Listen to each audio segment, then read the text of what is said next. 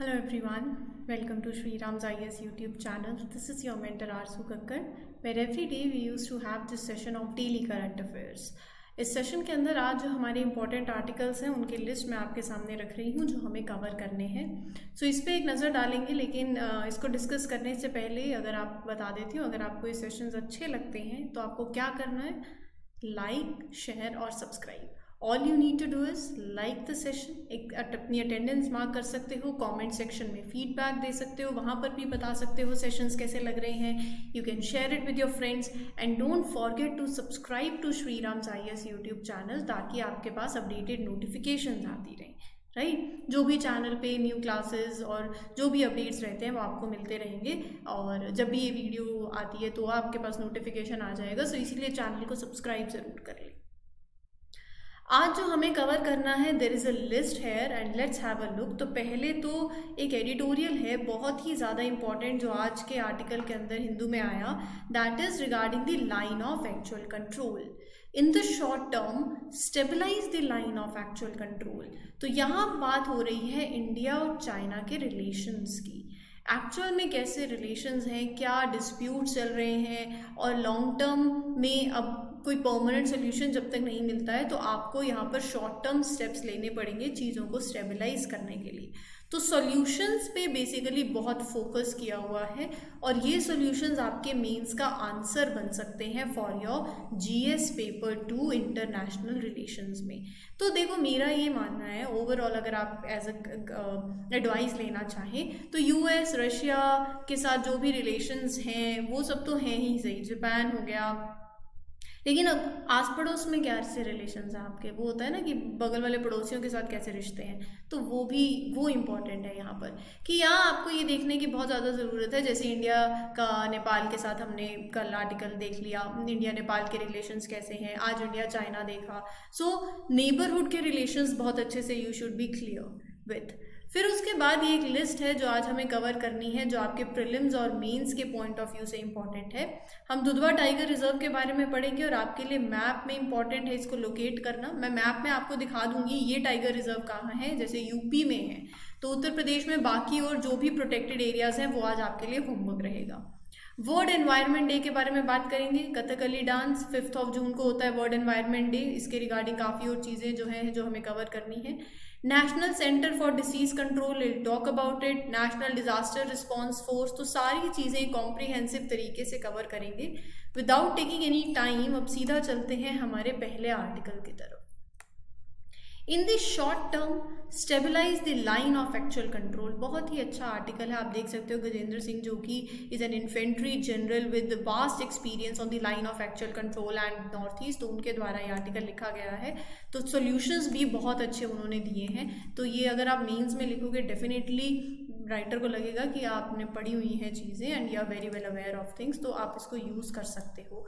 अब यहाँ पर अगर लाइन ऑफ कंट्रोल की बात करें, लाइन ऑफ एक्चुअल कंट्रोल की, LOC तो इंडिया पाकिस्तान के बीच की हो गई, हम लाइन ऑफ एक्चुअल कंट्रोल की बात कर रहे हैं इंडिया चाइना की. पहले तो आप मुझे ना कमेंट सेक्शन में बताना है इंडिया का सबसे लॉन्गेस्ट बॉर्डर जो है कौन सी नेबरिंग कंट्री के साथ है. राइट, कमेंट सेक्शन में सबके आंसर आ जाने चाहिए. अब रही बात चाइना की, तो ये आप देख सकते हो इंडिया और चाइना के बीच में जो ओवरऑल बाउंड्री है दैट इज़ 3488 किलोमीटर की बाउंड्री है. इसमें अगर आप देखो तो वेस्टर्न सेक्टर इधर अक्साई चिन आ जाता है, इधर सेंट्रल सेक्टर, और जो ऑब्वियसली अभी डिस्प्यूटेड एरिया है ये दोनों. और इधर आप देखो अरुणाचल प्रदेश मैकमोहन लाइन लगती है, जो कि अरुणाचल प्रदेश अपने पार्ट मानता है इसको, और इधर अक्साई चिन को भी. तो ये सारा डिस्प्यूटेड एरिया है. इंडिया और चाइना की ये जो लॉन्ग बाउंड्री है, अनफॉर्चुनेटली पूरा बाउंड्री डिस्प्यूट ही है. देखो, जो लाइन विच डिलिनिएट्स द बाउंड्री, जो अलग करती है ना between the two countries, that is this McMahon line, ये लाइन है वो. और यहाँ पर 1913 में क्या हुआ था, ब्रिटिश इंडियन गवर्नमेंट के टाइम पे there was a tri party conference जहाँ पर इंडिया और तिब्बत के बीच की जो बाउंड्री है दैट वाज फॉर्मलाइज्ड, डिस्कशंस हुई थी. तो चाइना तो उसको मानता ही नहीं है. चाइना कहता है तिब्बत कैसे यहाँ पे, मतलब तिब्बत तो मतलब कुछ यहाँ हम होने चाहिए थे, and that is why China उसको मानता ही नहीं है, अडॉप्ट ही नहीं करता है. So it terms it as illegal कि तिब्बत का यहाँ होना तो is like Tibet is a part now.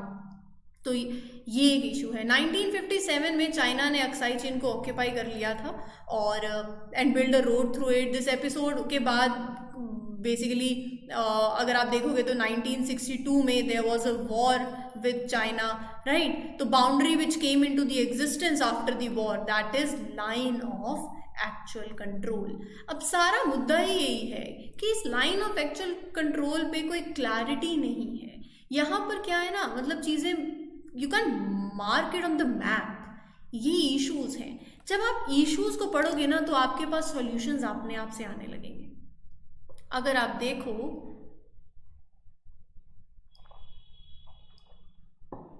तो दोनों की आज मिलिट्री जो है वो ऐसे स्टैंड ऑफ पे खड़ी हुई है, बहुत लंबे समय से खड़ी हुई है, I would say rather, right.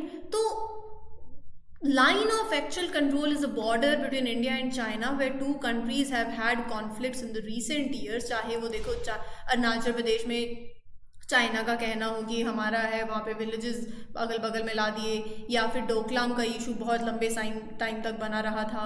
So Galwan valley हो गया। सो ये सारे बॉर्डर डिस्प्यूट्स रहे हैं चाइना के साथ, और ये मतलब these conflicts are almost led to a war. ऐसे बिल्कुल आप देखो लाइक डोकलाम में, गलवान में, दोनों के चाइनीज सोल्जर्स, इंडियन सोल्जर्स ऐसे स्टैंड ऑफ पे खड़े हुए हैं कि अगर कोई भी चिंगारी लगी तो लड़ाई हो जाएगी, कॉन्फ्लिक्ट, वॉर, जो कंट्रीज अफोर्ड नहीं कर सकती हैं। दोनों countries are spending a lot of money to prepare their defence, improve their military structure, infrastructure near the border. Galwan incident के बाद China moved a lot of forces into the Tibet. So ये चीज़ें जो है ये एक सीरियस मैटर है, क्योंकि ये आगे एक बिग कॉन्फ्लिक्ट बन सकता है चीज़ों में, रीजन में। It would like destabilise the whole region. It can create a negative impact on the world, economically, politically. तो ये किसी के भी इंटरेस्ट में नहीं है। इंटरेस्ट में है स्टेबिलिटी, पीसफुल रिलेशंस। तो यहाँ पर परमानेंट सोल्यूशन अगर मैं कहूँ इस बात का आ जाए, so it is not easy to find, writer कह रहे हैं, it is not easy to find a permanent solution to the border problems, क्योंकि चाइना क्लेम करता है large area, Arunachal Pradesh, Aksai Chin which are under the Indian control. India का मतलब Indian government can not give up its, ना China is giving up its claim, ना Indian government is giving up its claim. सो यहाँ पर permanent solution नहीं हो तो it would be better if both sides take short term but very effective steps, practical steps to stabilise the border, ताकि आप conflict के chances को reduce कर पाए। तो देखो यहाँ आर्टिकल में मेंशन है कि 4 एग्रीमेंट्स हुए थे after the Indian prime minister visit to China. 1988 में दोनों कंट्रीज ने 4 एग्रीमेंट साइन किए थे, 1993 में, फिर 96 में, 2005 में, 2013 में। ये सारे एग्रीमेंट्स थे to maintain peace along the border.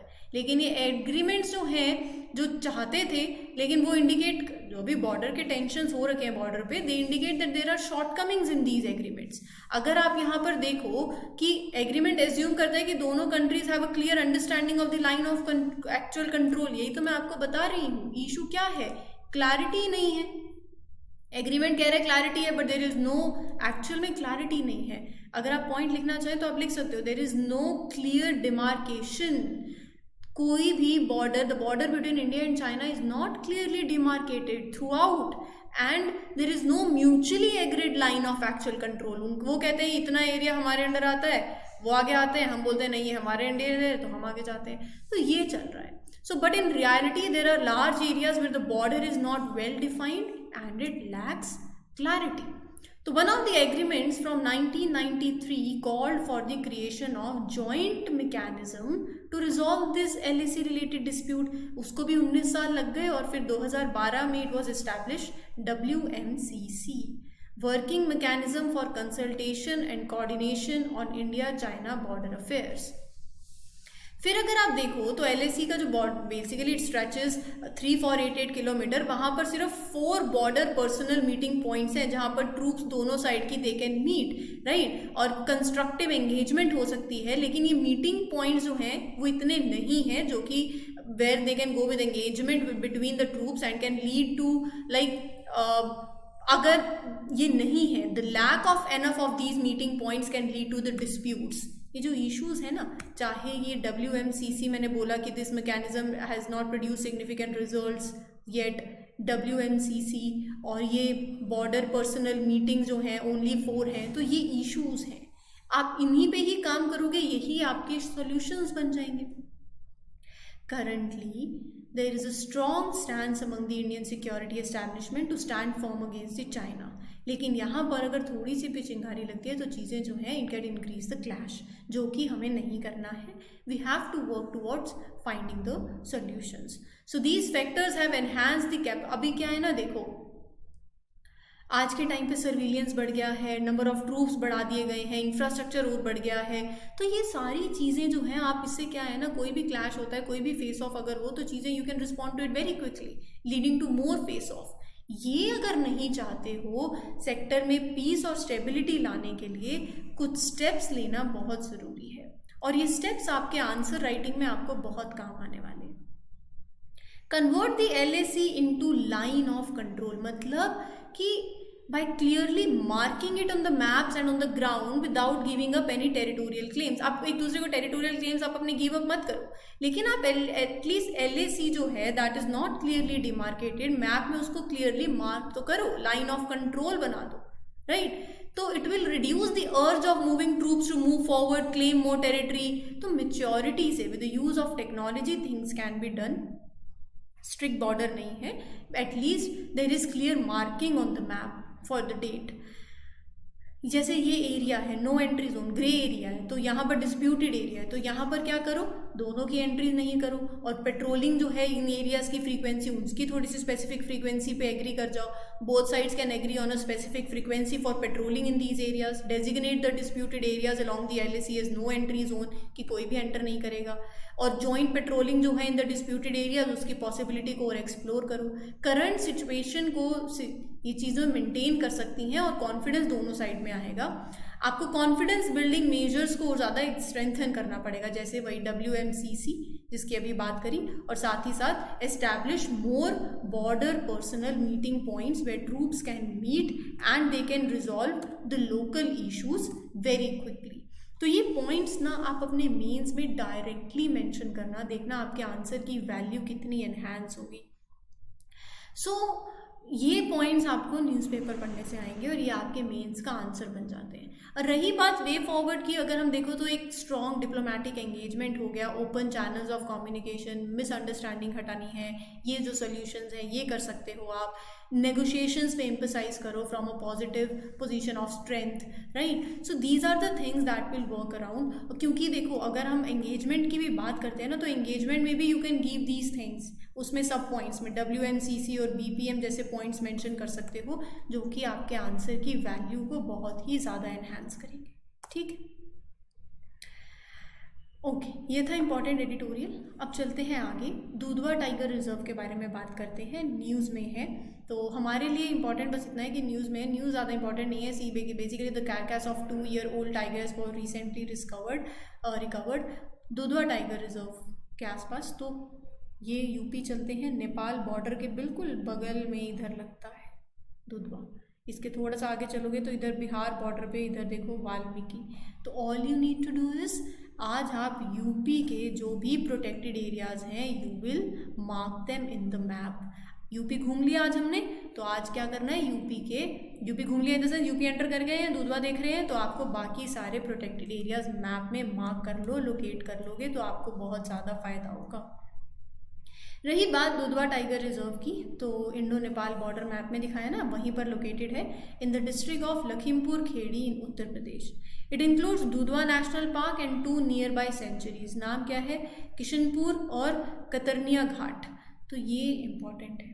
River जो यहाँ पे एसोसिएटेड है, देखो Sharda river flows through Kishanpur wildlife sanctuary, Geruwa river flows through Katarnia Ghat wildlife sanctuary, and Suheli and Mohana stream flow in the Dudhwa national park. तो ये Sharda river, Geruwa river, Suheli and Mohana, ये सारी आपको पता होनी चाहिए, क्योंकि ये सारी ट्रिब्यूटरीज किसकी हैं, घग्गर रिवर की, और एसोसिएटेड किससे हैं, दुधवा टाइगर रिजर्व से।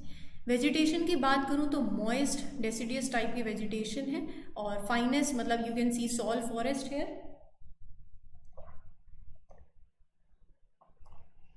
हाँ, सॉल फॉरेस्ट आप देख सकते हो फ्लना में, और फना की बात करें तो tiger, fishing cat, monkey, mongoose और जैकल, और इधर बर्ड्स देख सकते हो, रेप्टाइल्स में पाइथन, घड़ियाल, रैट स्नेक, तो रसेस वाइपर, ये सारे स्पीशीज आपको यहाँ पर देखने को मिलते हैं। ठीक है, अगला आर्टिकल है वर्ल्ड एनवायरनमेंट डे के ऊपर, that is celebrated across the globe. कल ही था, 5 जून को होता है। सबसे पहले तो हमारे लिए ये डेट याद रखना बहुत ज़्यादा ज़रूरी है। 5 June every year across the globe is celebrated as World Environment Day. तो since 1973 this is being observed, it is as a part of United Nations Environment Programme to build awareness to save life on planet Earth. So the event has been led by UNEP since its inception in 1973. Theme of this year's World Environment Day will focus on solutions to plastic pollution campaign #BePlasticPollution. इस साल का event is hosted by Cote d'Ivoire in partnership with Netherland. हमारे लिए थोड़ा important है कि on the 50th anniversary of this significant day, bureau of energy efficiency और एक एनजीओ है, इंटरनेशनल नॉन गवर्नमेंटल ऑर्गेनाइजेशन, ने ऑर्गेनाइज करी एक conference on consumer centric approaches for e cooking transition in New Delhi. So हम यहाँ पर थोड़ा सा ई कुकिंग के बारे में बात करेंगे, क्योंकि एम है कॉन्फ्रेंस का deployment of energy efficient, clean and affordable E cooking solutions in India. Right, तो यहाँ पर ई कुकिंग जो है, क्या है ई कुकिंग? आप क्या समझते हो ई कुकिंग से?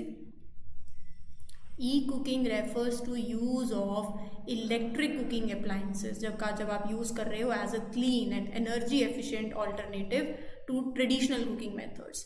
ट्रेडिशनल कुकिंग मेथड्स में आप वुड, कोल, गैस, ये सब यूज़ करते हो. ई कुकिंग के अंदर आप electric stoves, induction cooktops, electric cooking devices का यूज़ कर रहे हो.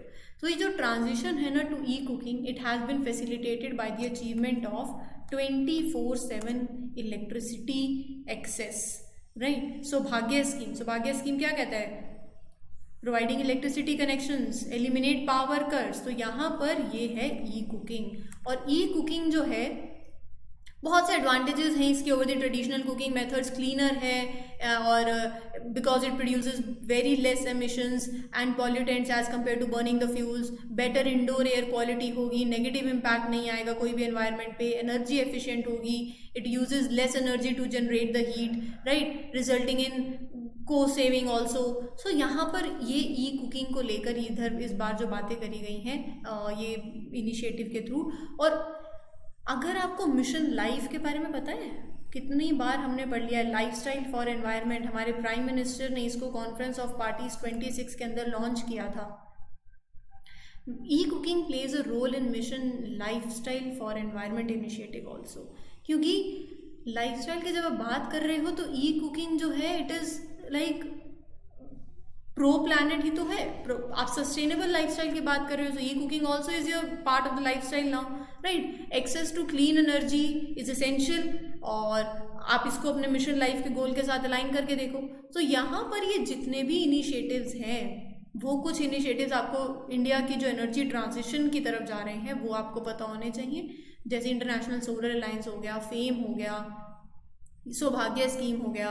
अब ब्यूरो ऑफ एनर्जी एफिशिएंसी की अगर मैं आपके साथ बात करूं, BEE, तो एक स्टैट्यूटरी बॉडी है और मिनिस्ट्री ऑफ पावर के अंदर आती है. ये बहुत इंपॉर्टेंट बातें हैं, आपको ध्यान में रखना है. And it was set in March 2002 under the provisions of energy conservation act 2001. तो ये कुछ इंपॉर्टेंट फैक्ट्स हैं, ध्यान में रख लोगे तो आप ही के काम आएंगे. ये प्रीलिम्स के लिए भी स्टेटमेंट्स बन सकती हैं और ये सारे पॉइंट्स आपके आप मेंस में भी यूज़ कर सकते हो. राइट, अगर सिलेबस याद है तो चीज़ें आसान हैं. मेक श्योर कि आपको सिलेबस पता हो, तभी आप कनेक्टिविटी ला पाओगे. मुझे कमेंट सेक्शन में ज़रा बताना कितनों को सिलेबस याद है. मैं कितनी बार बोल चुकी हूँ कि सिलेबस इंश्योर करना कि आपको याद रहे, बिना सिलेबस के आगे मत बढ़ना. और मतलब चाहे 4 दिन लग जाए, चाहे महीना लग जाए, जब तक सिलेबस याद नहीं है तब तक ये जो भी कर रहे हो सब वेस्ट है. मेक श्योर सिलेबस याद हो. कितनों को याद है आज मुझे आप कॉमेंट में बताना. Army NDRF continue with rescue operations after Orissa train tragedy. हमने कल कवच सिस्टम के बारे में उड़ीसा ट्रेजेडी से रिगार्डिंग बातें कर ली थी। आज थोड़ा सा एनडीआरएफ के बारे में पढ़ेंगे, नेशनल डिजास्टर रिस्पांस फोर्स के बारे में। तो यहाँ पर एनडीआरएफ जो है, नेशनल डिजास्टर रिस्पांस फोर्स, 2006 में it was constituted as a specialized Indian force for the purpose of specialized response to natural and man-made disasters। जैसे कि ये जो बटालियंस हैं, they are trained and they are equipped for response during the chemical, biological, radiological and nuclear emergencies, right. तो यहाँ पर it is constituted. ये बहुत 3 important facts, very important. Ministry of home affairs के अंदर आती है। डिजास्टर मैनेजमेंट एक्ट 2005 से एसोसिएटेड है। It is constituted under this act and it is functioning under the national disaster management authority. ये जो डिजास्टर मैनेजमेंट अथॉरिटी है, like it is the apex body for disasters in India. Prime minister इसको chair करते हैं, बहुत ही ज़्यादा important. At present national disaster response force consist of 15 battalions from BSF, CISF, CRPF, ITBP, SSB, Assam rifles, ये सब कुछ 1149 जो स्ट्रेंथ है हर एक बटालियन की। NDRF battalions are located at 16 different locations in the country, जहाँ पे based on vulnerability profile of the country की, जहाँ disaster site पे deployment की ज़रूरत हो तो वो response time बहुत कम हो और वहाँ एकदम से पहुँचा जा सके। ठीक है, तो ये हो गई इसकी बात। अगला जो आर्टिकल है that is your national centre for Disease control recently alerted states about smaller outbreaks for 5 diseases: typhoid, malaria, dengue, scrub typhoid और हेपेटाइटिस ए। एक तो जो 5 डिसीजेज है ना, ये होती कैसे कैसे हैं ये आपको पता होना चाहिए। एक तो ये थोड़ा सा मैं आपको बिल्कुल बताऊंगी भी सही, लेकिन बाकी आपके लिए होमवर्क भी रहेगा कि ये 5 डिसीजेज होती कैसे हैं, तो ये आपको पढ़ना है। अब यहाँ पर जैसे टाइफाइड है, टाइफाइड एक बैक्टीरियल इन्फेक्शन है। It is caused by Salmonella typhi bacteria. जब आप गंदा पानी, खाना ये सब कंज्यूम करते हो तो जिसमें high fever, headache, stomach pain ये सब होता है, एंटीबायोटिक से ट्रीट होता है। Malaria is mosquito borne disease caused by plasmodium parasite. सबने पढ़ा होगा, it is transmitted through the bite of infected mosquito, right. Dengue mosquito कौन सा है? Aedes mosquito. तो ये आपको पता होना चाहिए, मलेरिया में कौन सा, डेंगू में कौन सा। जैसे dengue is transmitted by aedes mosquito, right. फिर उसके बाद scrub typhus, so it is also caused due to a bacteria. Hepatitis A viral infection है। तो ये चीज़ें थोड़ा आपको मालूम होनी चाहिए, ये आपके लिए इम्पॉर्टेंट है। अब रही बात national centre for Disease control की, तो इसके बारे में थोड़ा सा जान लेते हैं। As far as National centre for Disease Control is concern, इसके फंक्शंस भी हम पढ़ेंगे। पहले ये देख लो कि it is an institute under the Indian Directorate General of Health Services, Ministry of Health and Family Welfare. The director and officer of public health sub cadre of central health service is the technical head of the institute. इसकी history ऐसे है कि पहले NCDC को national institute of communicable diseases, formerly the national centre for diseases control, formerly national जो इसका नाम था, had its origin as central malaria bureau, ऐसे बोला जाता था। Establish at Kasauli in 1909 Himachal Pradesh के अंदर। एंड फिर उसके बाद एक्सपेंशन हुआ, इट वॉज रीनेम्ड 1927 में as malaria survey of India. फिर ये ऑर्गेनाइजेशन 1938 में दिल्ली शिफ्ट हुई, मलेरिया इंस्टीट्यूट ऑफ इंडिया बोला गया। जैसे जैसे आपके मलेरिया के इंसिडेंट्स कम होने लगे under the national malaria eradication programme, government of India ने डिसाइड किया to reorganise and expand the activities of institute to cover communicable diseases जो बाकी सारी हैं। तो 1963 में MII malaria institute of India को रीनेम किया गया as national institute of communicable diseases. 2009 में then it was transform finally to NCDC with the larger mandate, और इसका हेडक्वार्टर कहाँ है अब? नई दिल्ली के अंदर। फंक्शंस की बात करूँ तो it functions as a nodal agency for disease surveillance, facilitating prevention and control of communicable diseases in coordination with the state government. NCDC has the capacity and capability for outbreak investigation, rapid response to these outbreaks, antimicrobial resistance से भी deal करती है। It also provides referral diagnostic support, capacity building, technical support, तो ये सब भी provide करती है। ये हो गए इसके फंक्शंस, ठीक है। तो ये था आज के सेशन के लिए। उम्मीद करती हूँ कि आपको ये सेशन अच्छा लगा होगा। अगर सेशन अच्छा लगता है, all you need to do is mark your attendance by liking this session. Don't forget to share this session with other friends and subscribe to the channel as well. This is your mentor Arzu Kakkar signing off for today. We'll meet you tomorrow with other important articles और कथकली के बारे में भी हम थोड़ा सा अच्छे से जानेंगे इन डेप्थ इन डिटेल, और जो भी एडिटोरियल न्यूज़ में होगा। तो अभी के लिए इतना ही। We'll meet you tomorrow. Take care everyone. Good luck, good wishes, happy learning, all the best. Thank you.